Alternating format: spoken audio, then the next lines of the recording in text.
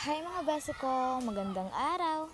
Ito nga pala yung mga kaganapan sa buhay ko nung nakarang araw. Dahil wala nga akong gagawin, napag-isipan namin na maghakot na lang ng lupa para itambak doon sa poplorenga namin sa bahay. Kaya naman namin kaya no need na mag-utos. Tsaka para tipid na din, wala lang talagang kwarta. Hihi. Kailangan na rin kasing tambakan yun kasi ang tagal na. Inabot na ata ng 1 taon. Huy, hindi! Lang mga bese ko. Pati nga yung galising aso binibidyuhan. Sabi ko ako lang, ako bagay galisin ha. Ginagalit ako eh. Kung kailan nga hapon siya ka napag-isipan na maganyan, masisipag yan.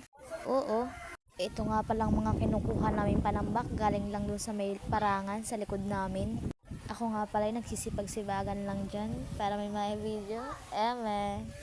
Inaamin ko na ha, kahit ganyan yung itsura ko dyan. Magkahiwalay nga pala kami ng toka ng aking asawa.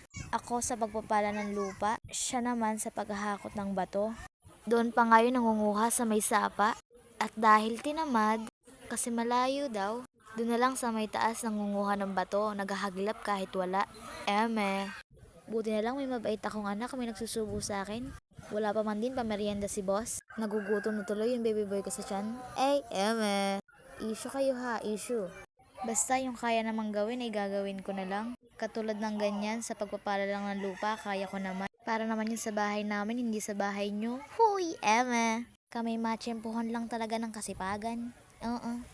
Hanggang dito na lang ulit tayo mga bese ko. Hanggang sa susunod na video. Maraming salamat sa panonood. Ingat!